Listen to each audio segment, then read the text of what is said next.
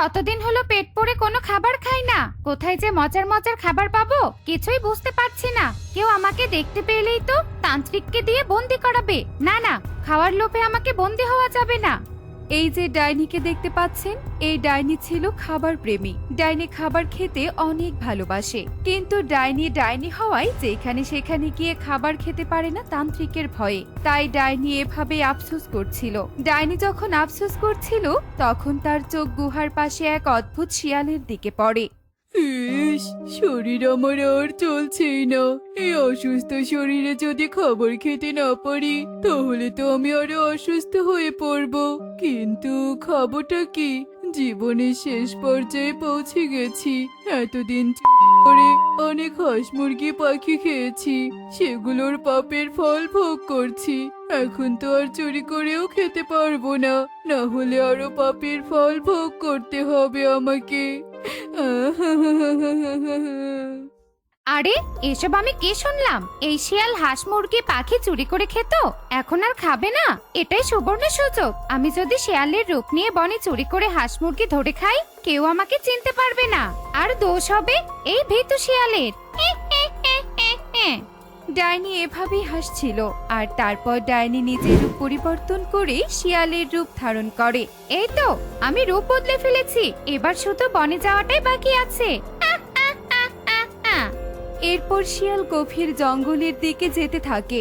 অন্যদিকে টুনিদের বনের সব পাখিরা ছিল অনেক ধনী। তাদের গোয়াল ভরা গরু, খামার ভরা হাঁস মুরগি ছিল। টুনিদের বনের পাখিরা সারাদিন হাঁস মুরগির যত্ন নিতে ব্যস্ত থাকতো। একদিন, একই হাঁস, তোর কি হয়েছে বলতো? তুই কিছু খাচ্ছিস না কেন? তোর জন্য আমার অনেক চিন্তা হচ্ছে রে হাঁস। Pack pack pack pack pack pack.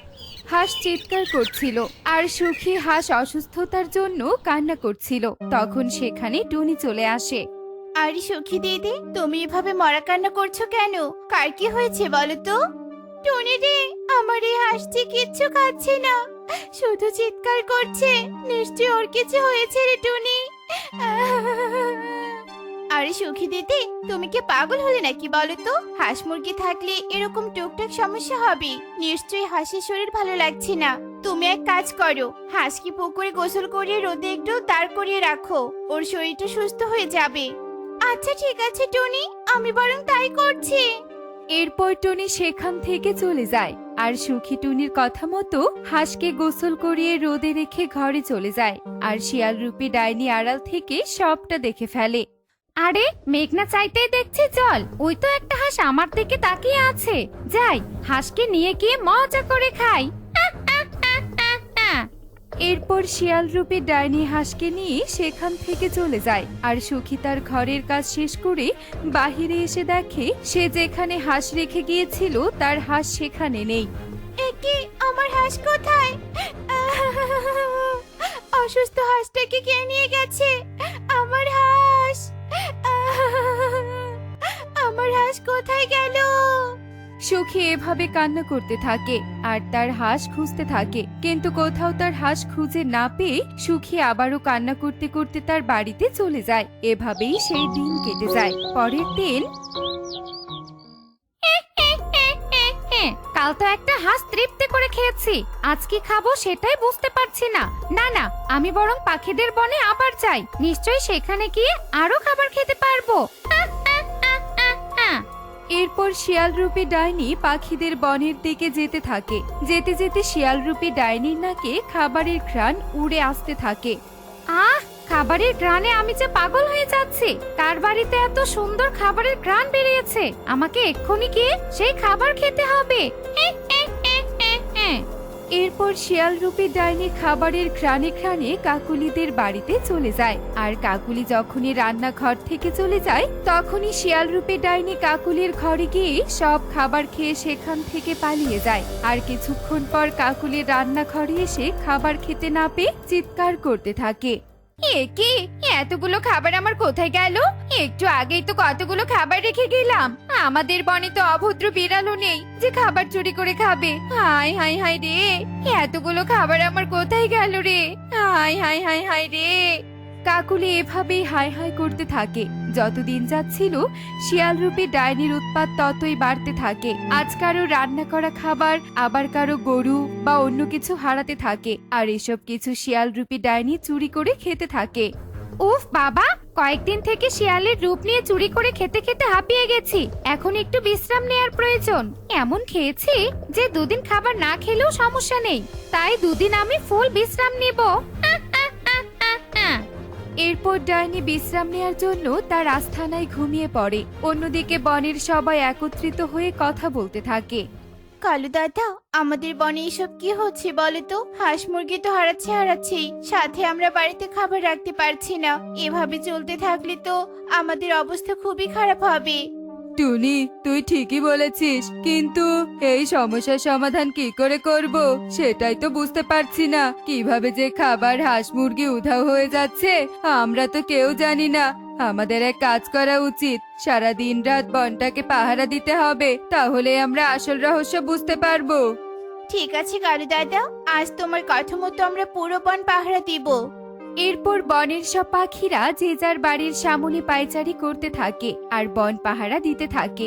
বনের পাখিরা রাত দিন 24 ঘন্টা পাহারা দিয়েও বনের কোনো রহস্যই বুঝতে পায় না। পাখিরা হাল না ছেড়ে পরের দিন পাহারা দিতে থাকে, আর দেখতে দেখতে দিন পেরিয়ে রাত হয়ে যায়।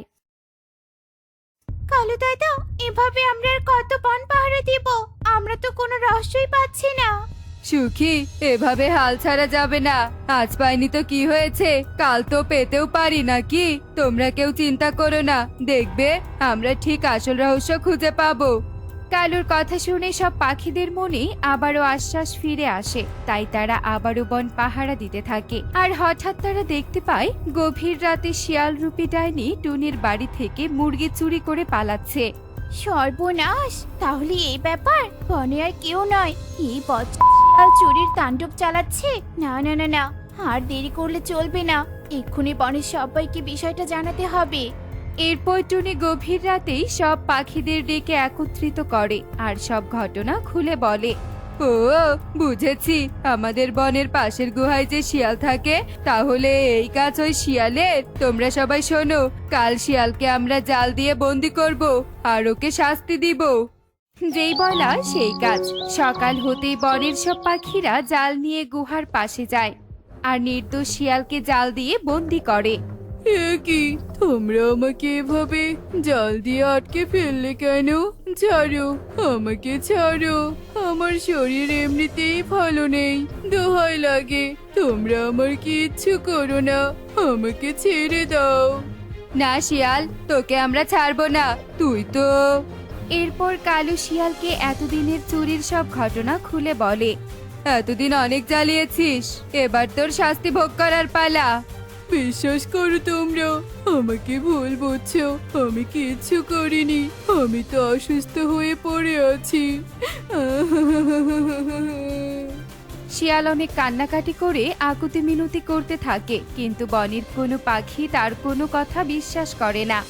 আচ্ছা ঠিক আছে, তোমরা যখন আমার কথা বিশ্বাস করছো না, তখন আমাকে শাস্তি দাও। তবে কান খুলে শুনে রাখো, তোমাদের বনে ওই শিয়াল আবারও আসবে আর চুরি করবে, তখন তোমরা অনেক আফসোস করবে। কালু দাদা, শিয়াল যখন এত করে বলছে, তবে তাকে আমাদের বিশ্বাস করা উচিত আর আবারও বন পাহারা দেওয়া উচিত। যদি আবার কেউ চুরি করতে আসে, তাহলে আমরা এই শিয়ালকে শাস্তি দিব।